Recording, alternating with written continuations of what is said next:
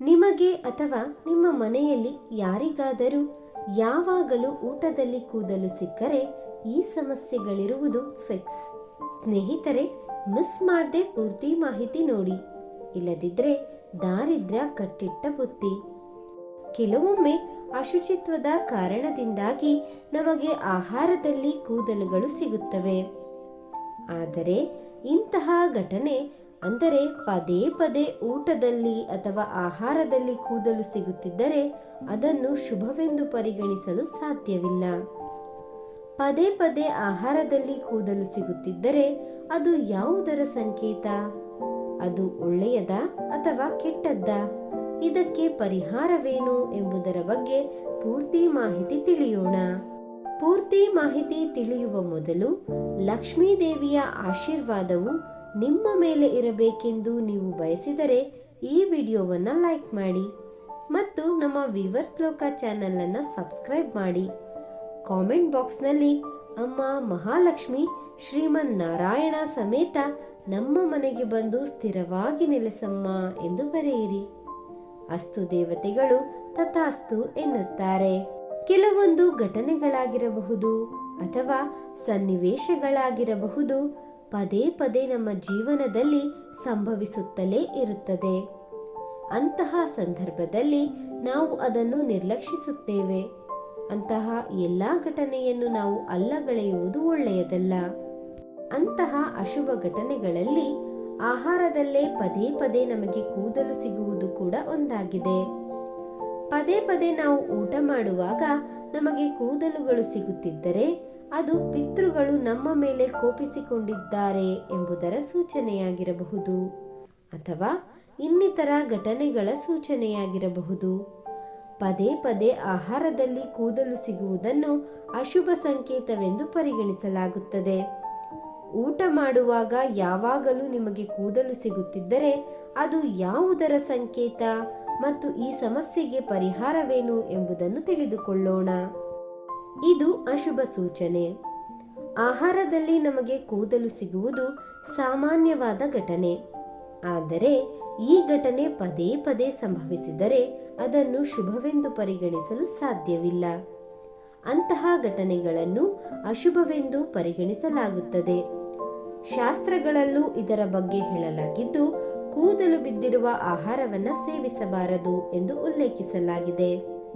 ಕೆಲವೊಮ್ಮೆ ನಾವು ತಲೆ ಕೂದಲನ್ನು ಒರೆಸಿಕೊಳ್ಳುವಾಗ, ತೊಳೆದುಕೊಳ್ಳುವಾಗ ಅಥವಾ ಇನ್ನಾವುದೇ ಕೂದಲಿಗೆ ಸಂಬಂಧಿಸಿದ ಕೆಲಸಗಳನ್ನು ಮಾಡುವಾಗ ಕೂದಲು ಉದುರುವುದು ಅಥವಾ ಆ ಕೂದಲು ನಮಗೆ ಆಹಾರದಲ್ಲಿ ಸಿಗುವುದು ಸಾಮಾನ್ಯ.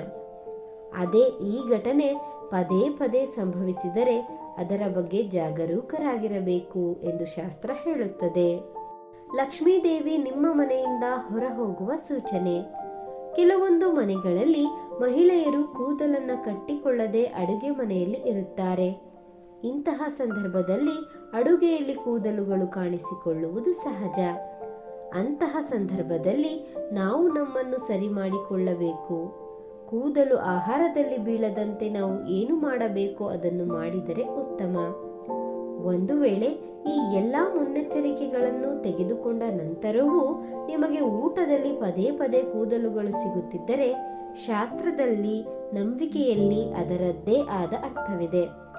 ಊಟದಲ್ಲಿ ಯಾವಾಗಲೂ ಕೂದಲು ಸಿಗುತ್ತಿದ್ದರೆ ಅದು ನಿಮ್ಮ ಜೀವನದಲ್ಲಿ ನಕಾರಾತ್ಮಕ ಶಕ್ತಿಗಳು ತಾಂಡವವಾಡುತ್ತಿದೆ ಎಂಬುದರ ಸಂಕೇತವೂ ಆಗಿರಬಹುದು.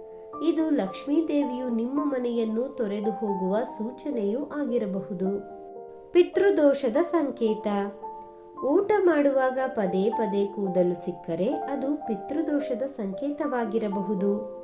ಪಿತೃಗಳು ನಿಮ್ಮ ಮೇಲೆ ಅಸಮಾಧಾನಗೊಂಡಿದ್ದರೆ ಅಥವಾ ನಿಮ್ಮ ಕೆಲಸಗಳಿಂದಾಗಿ ಪಿತೃಗಳು ನಿಮ್ಮ ಮೇಲೆ ಕೋಪಿಸಿಕೊಂಡಿದ್ದರೆ ಅಂತಹ ಸಂದರ್ಭದಲ್ಲಿ ಅವರು ಈ ಮೂಲಕ ವ್ಯಕ್ತಪಡಿಸುತ್ತಾರೆ.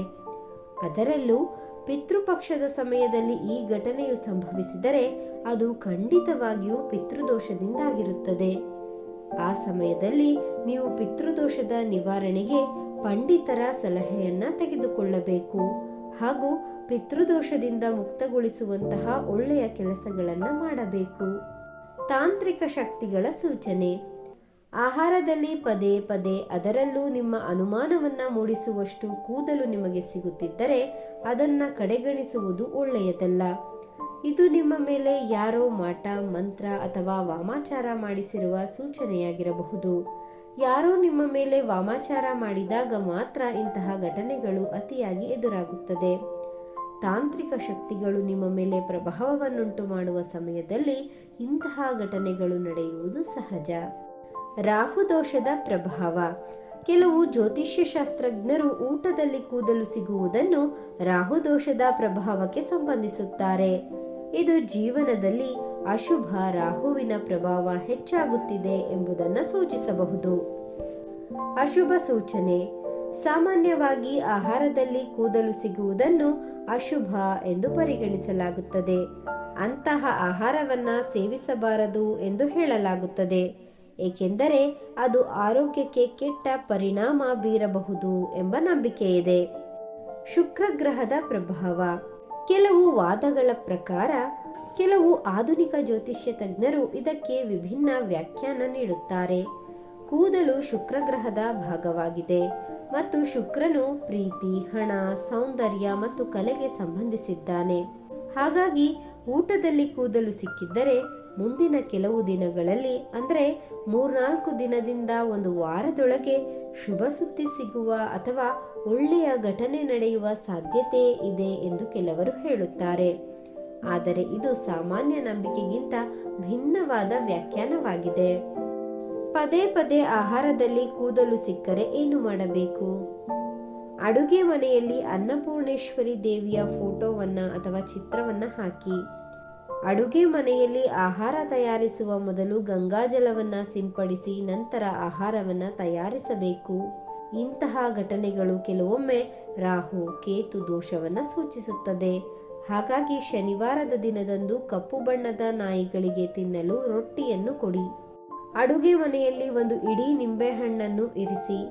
ನಿಂಬೆಹಣ್ಣು ಒಣಗುತ್ತಿದ್ದರೆ ಅಥವಾ ಹಾಳಾಗುತ್ತಿದ್ದರೆ ಅದನ್ನ ಬದಲಾಯಿಸಿ. ನೀವು ತಿನ್ನುವ ಆಹಾರದಲ್ಲಿ ಕೂದಲು ಸಿಕ್ಕರೆ ಅಂತಹ ಆಹಾರವನ್ನ ಸೇವಿಸಬಾರದು.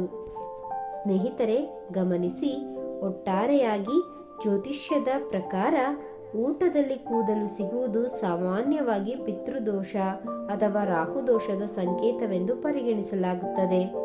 ಆದರೆ ಇದು ಕೇವಲ ನಂಬಿಕೆಯಾಗಿದ್ದು ವೈಜ್ಞಾನಿಕವಾಗಿ ಇದಕ್ಕೆ ಯಾವುದೇ ಆಧಾರವಿಲ್ಲ. ನೈರ್ಮಲ್ಯದ ದೃಷ್ಟಿಯಿಂದ ಊಟದಲ್ಲಿ ಕೂದಲು ಸಿಕ್ಕರೆ ಅದನ್ನು ತೆಗೆದುಹಾಕುವುದು ಅಥವಾ ಆಹಾರವನ್ನ ಬದಲಾಯಿಸುವುದು ಉತ್ತಮ. ನಿಮ್ಮ ಊಟದಲ್ಲಿ ಪದೇ ಪದೇ ಕೂದಲು ಸಿಗುತ್ತಿದೆಯೇ? ಹಾಗಿದ್ದರೆ ಜ್ಯೋತಿಷ್ಯದ ಪ್ರಕಾರ ಯಾವುದಾದರೂ ದೋಷವಿದೆಯೇ ಎಂದು ತಿಳಿದುಕೊಳ್ಳಲು ನೀವು ಜ್ಯೋತಿಷ್ಯ ತಜ್ಞರನ್ನ ಸಂಪರ್ಕಿಸಬಹುದು. ಈ ವಿಧಾನಗಳು ಖಂಡಿತವಾಗಿಯೂ ನಂಬಿಕೆಗೆ ಸಂಬಂಧಪಟ್ಟ ವಿಚಾರ.